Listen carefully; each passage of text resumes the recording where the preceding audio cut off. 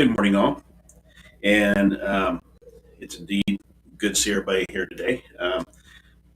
As the NATO summit in Madrid wraps up, I want to talk about what occurred at that summit, some of the key points that happened, and where we move forward on this. Probably the biggest news that came out of the NATO summit um, was the fact that Finland and Sweden um, were invited into uh, the alliance, and that's a welcome. That is indeed very much welcomed in in the alliance. We, the NATO alliance, gathered in Madrid as war has returned to the European continent. We face a critical time for our security and international peace and stability. We stand together in unity and solidarity and reaffirm the enduring transatlantic bond between our nations. NATO is a defensive alliance and poses no threat to any country. Let me say that again. NATO is a defensive alliance and it poses no threat to any country. NATO remains the foundation of our collective defense and a central forum for security consultations and decisions among allies. Our commitments to the Washington Treaty, including Article 5, is ironclad. And for most of you who may not know what Article 5 is, Article 5 basically says that an attack on one NATO nation member is an attack on all. In this radically charged or changed security environment, this summit marks a milestone in strengthening our alliance and accelerating its adoption. We are united in our commitment to democracy, individual liberty, human rights. We adhere to the international law and to the purposes and principles of the Charter of the United Nations. We are committed to upholding the rules based international order. We condemn Russia's war of aggression against Ukraine in the strongest possible terms. It gravely undermines international security and stability. It's a blatant violation of international law. Russia's applying cruelty has imposed immense suffering and massive displacements, this opportunity affecting women and children. Russia bears full responsibility for this humanitarian crisis. Russia must work to enable and sustain humanitarian access. Allies are working with relevant stakeholders in the international community to hold accountable all those responsible for war crimes, including conflict related sexual violence. Russia has intentionally exacerbated a food and energy crisis affecting billions of people around the world, including its own military, including through its military actions as well. Allies are working closely to support international efforts to enable exports of Ukrainian grain and alleviate food.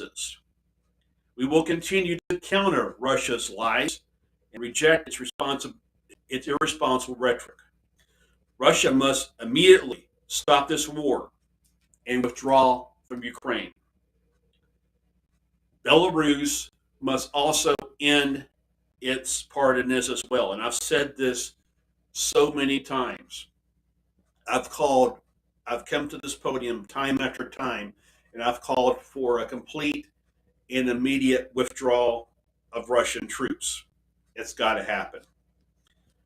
During the summit, President Zelensky took part in the summit remotely, and the NATO alliance we stand in full solidarity with the government and the people of Ukraine, um, and we will support them in any way possible.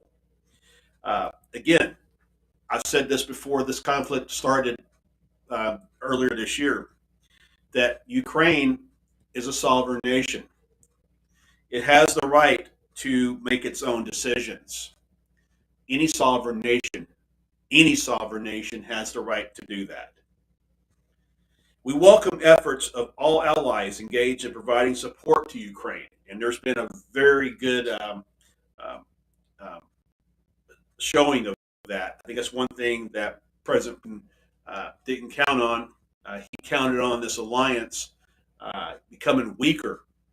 If anything, the NATO alliance has become stronger. We continue to face distant threats from all strategic directions. The Russian Federation is the most significant and direct threat to Allied security and to peace and stability in the Euro Atlantic area. Terrorism, in all its forms and manifestations, continues to pose a direct threat to the security of our populations and to international stability and prosperity.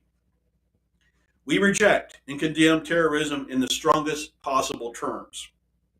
With determination, resolve, and solidarity, allies will continue to counter Russia's threats and respond to its hostile actions to fight terrorism in a manner consistent with international law. We are confronted by cyberspace and hybrid and other threats, by the malicious use of emerging and disruptive technologies. We face systematic competition from those, including the People's Republic of China.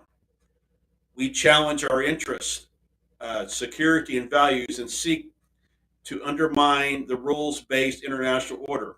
Instability beyond our borders is contributing to irregular migration and human trafficking. And we're seeing that in the United States on our southern border every day. Against all this backdrop, we've taken the following actions. We have endorsed a new strategic concept. It describes the security environment facing the alliance. It reaffirms our values and spells out NATO's key purpose and greatest responsibility of ensuring our collective defense based on a 360-degree approach.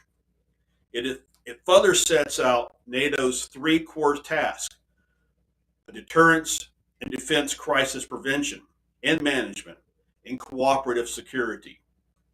In the years to come, it will guide our work in the spirit of our transatlantic solidarity. We will continue and step up further politically and practical support to our close partner Ukraine as it continues to defend its sovereignty and territorial integrity against Russian aggression. Jointly with Ukraine, we decided on a strengthened package of support. This will accelerate the delivery of non-lethal defense equipment from Ukraine's to improve Ukraine's cyber defenses and reliance and support, modernizing its defense sector in its transition to strengthen long-term uh, its long-term operations. In the longer term, we will assist Ukraine and support efforts on its path of post-war reconstruction and reforms. Kind of like if you're familiar with the Marshall Plan, this will be sort of the Ukraine version of a Marshall Plan. I spoke about this earlier um, when this war first started. We got to think about a post-war Ukraine, and we got to think about assisting Ukraine to get back on their feet. If you look at if you've been to some of the cities and you look at some of the footage, it's devastating. And so they're going to need help getting back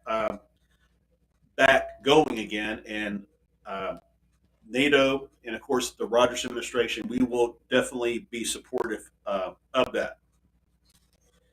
We've set a new baseline for our deterrence and defense posture.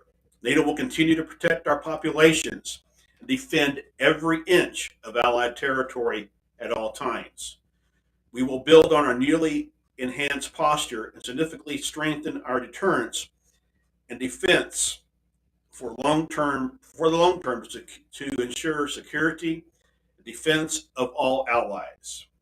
We will do so with our 360-degree approach across land, air, maritime, cyber, and space domains, and against all threats and challenges. NATO's role in the fight against terrorism is an integral part of this approach. Allies have committed to deploy additional robust, in place combat ready forces, and I think you've heard the announcement about that in the last couple of days, in our eastern flank to be scaled up from existing battle groups to brigade sized units where and when required, underpinned by credible, rapidly available reinforcements, preposition equipment, and enhanced command and control. We welcome the cooperation between framework nations and host nations in strengthening forces, command, and control, including establishing a division level structure. We welcome the initial offers by allies to NATO's new force model, which will strengthen and modernize NATO's force structure. We will resource our new generation of military plans. We will enhance our collective defense exercises to be prepared for high intensity and multi domain operations and ensure reinforcement of any ally on short notice. All these steps will greatly strengthen NATO. We will help to prevent aggression against NATO territory by denying any potential adversary successes in meeting its obligations or its objectives.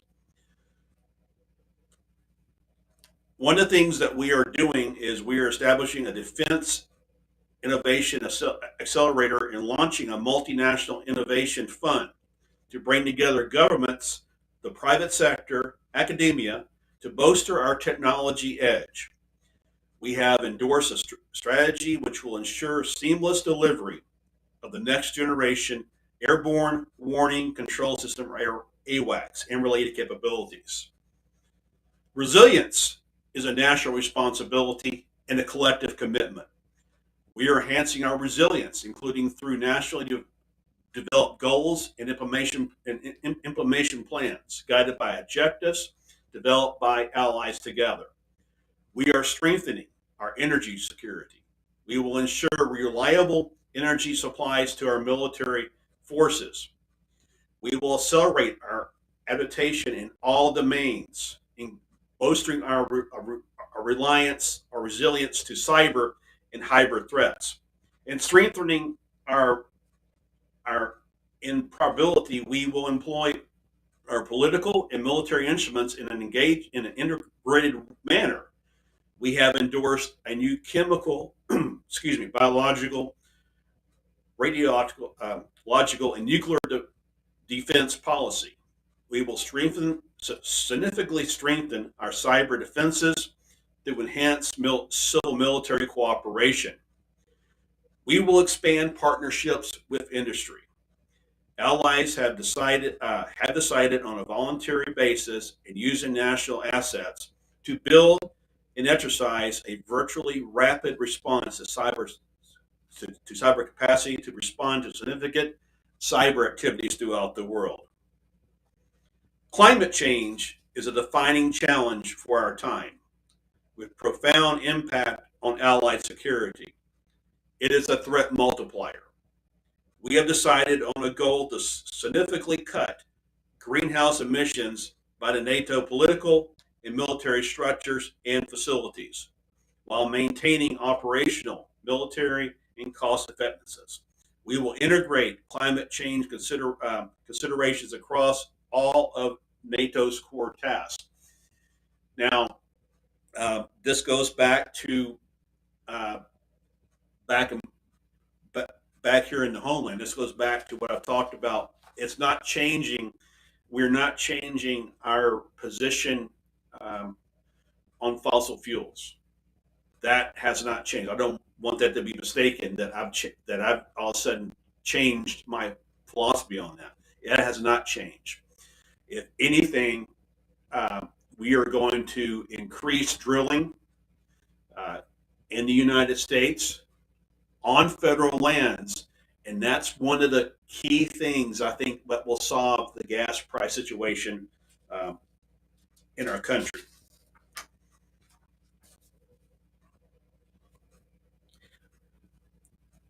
Taking into account our unprecedented level of cooperation with the European Union, we will continue to further strengthen our strategic partnerships in a spirit of all mutual openness, transparency, complementary, and respect for organizations' different mandates.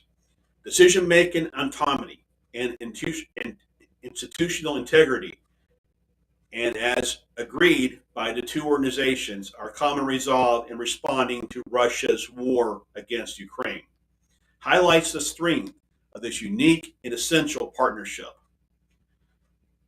Our partners from the Asia Pacific region, alongside our other partners, demonstrated the value of our cooperation in tackling shared security challenges. We will further enhance our partnerships so they will continue to meet the interest of both allies and partners. We will discuss common approaches to global security challenges where NATO interests are affected, share perspectives through deeper political engagement, and seek concrete areas for cooperation to address shared security concerns. We will now move ahead with the strengthening of our engagement with existing and potential new um, activities and partnerships beyond the Euro Atlantic area.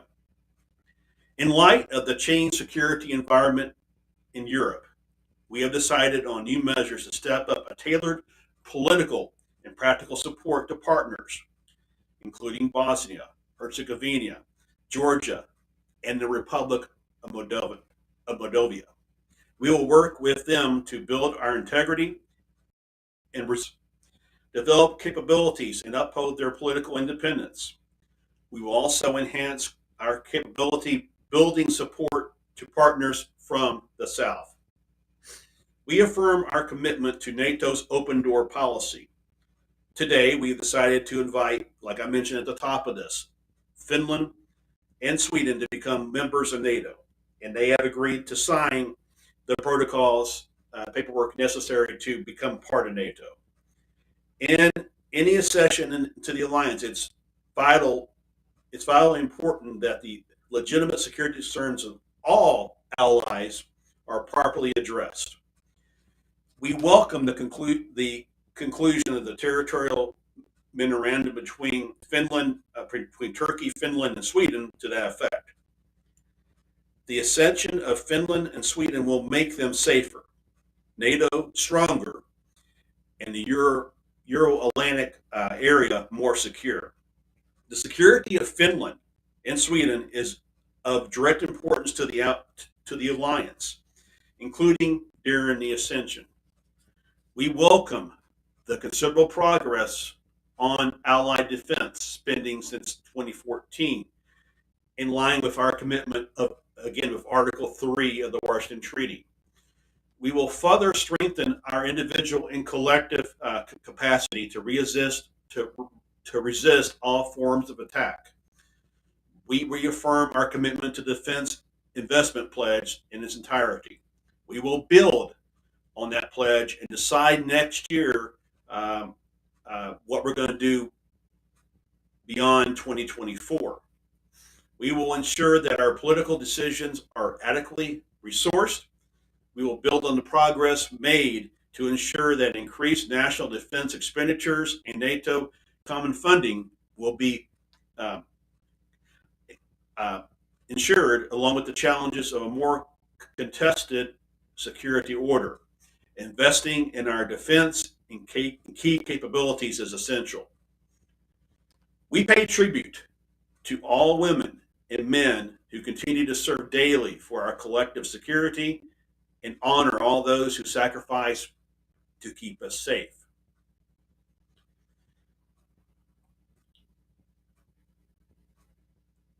With our decisions today, we firmly set the direction for the alliance's continued adaptation.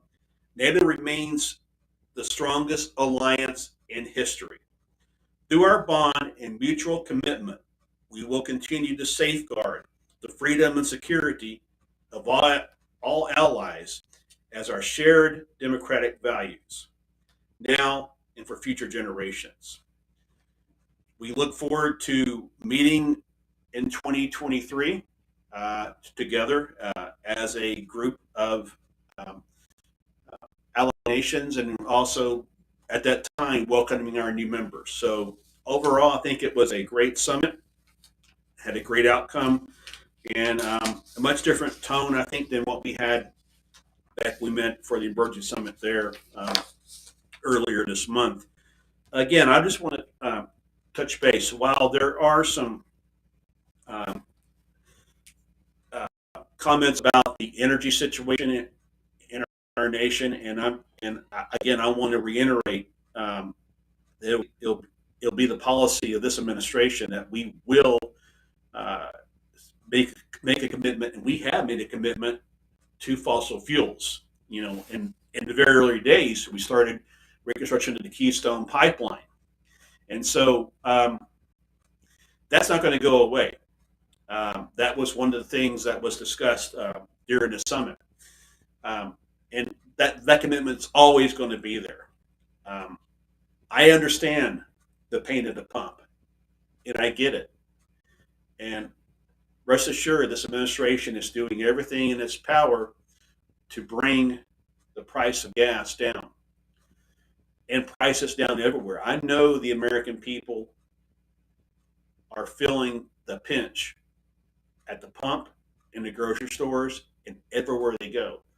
And it is my commitment, this administration's commitment, to bring those prices down and to get the inflation, get inflation under control, and get our economy back at 100%. We're almost there. Unemployment's down. Things are trending up, but we need to continue going down the path we're on, um, and making some adjustments. Like I said, with the gas prices, with the prices of food, and we're going to work on that. And my commitment again is to do the very best we can in this administration to lower those prices, because in the end, it's just going to it's going to affect all the American people. And I know that I I share with probably every one of you guys. I share that I would like to have more money in the bank than to spend at the grocery store and to spend to fill up your car on tank of gas. So thank you very much for this this event, and thank you very much. Have a good day.